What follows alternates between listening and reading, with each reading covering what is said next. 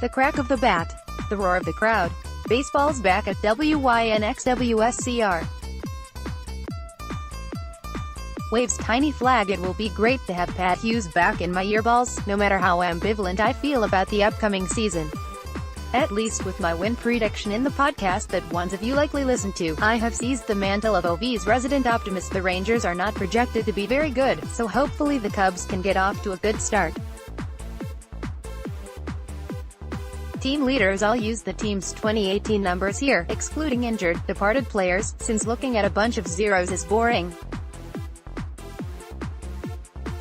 Cubs OBP, Ben Zobrist .378, ISO, El Mago .264, HR, Baez 34, RRBI, Baez 212, WRC, Baez 131, BSR, Jason Hayward 4.3, DRS, Albert Almora 9, SPK 9, Yu Darvish 11.03, SPBB 9, Kyle Hendricks 1.99, SPFIP, Cole Hamels 3.42, RPFIP, Carl Edwards Jr. 11.60, RPBB 9, Pedro Strop 3.17, RPFIP, Edwards 2.93, WAR, Baez 5.3, Rangers OBP, Shin-Soo 0.377, ISO, Joey Gallo .929.292, HR, Gallo 40, RRBI, Gallo 174, WRC, Chu 118, BSR, Delino Deshields Jr. 4.0, DRS, Rundoder 10, SPK 9, Cole Hamels Mike Minor 7.57, SPBB 9, Minor 2.18, SPFIP, Minor 4.43, RPK 9, Jose Leclerc 13.79, RPBB 9, Chris Martin 1.08, RPFIP, Leclerc 1.90, WAR, Gallo 2.8, injuries, transactions, Ben Janis packs, etc.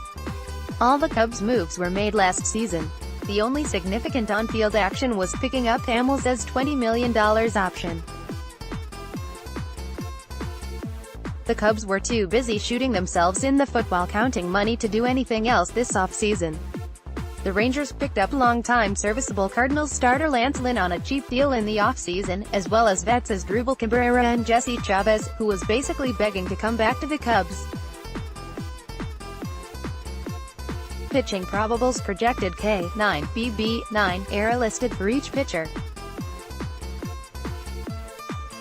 Thursday, John Lester, LHP, 7.73, 2.89, 3.97, versus Mike Minor, LHP, 7.35, 2.52, 4.49, 3:05 p.m. Central Time. Despite all the optimism talk above, one player I am not particularly optimistic about is John Lester. All of the Cubs starters can be summed up as probably okay, but Lester seems like the guy most likely to fall to the back of the pack this year. He's more than earned his contract though, so it is what it is. Minor is the best pitcher in the Texas rotation, which kind of says why they're projected to win 71 games or so. He was pretty solid with the Braves until shoulder problems cost him the 2015 and 2016 seasons. He worked as a reliever in 2017 and was pretty solid as a starter in Tex last year, getting better as the season went on. He's an extreme fly ball pitcher, so I'm not sure if that helps or hurts guys like Chris Bryant. Saturday, Yu Darvish, RHP, 10.42, 3.26, 3.76, versus Edinson Volquez, RHP, 6.29, 4.57, 5.14, 7:05 p.m. Central Time. Darvish feels like the key to the Cubs having a good year or not. Hopefully he gets off to a hot start. He supposedly had a great spring, for the 200,000 lira that's worth. He's been dealing with a blister problem for the past week or so unfortunately, but is on track to make this start. Volquez is living the dream of chasing Edwin Jackson in the number of uniforms that he has worn over the course of his career. He made 17 starts last year for the Marlins and was okay-ish. Suffice to say the projection systems are not big believers in his stuff. He's back with his original team now, and maybe this is the season he finally wins Roy.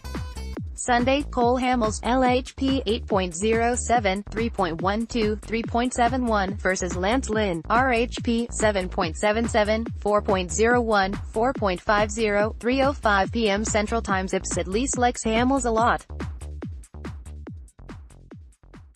He sucked with the Rangers last year, largely on the back of an absurd HRFB of 20%, but turned things around since coming to the Cubs in mid-season, posting a 2.36 ERA in 12 starts.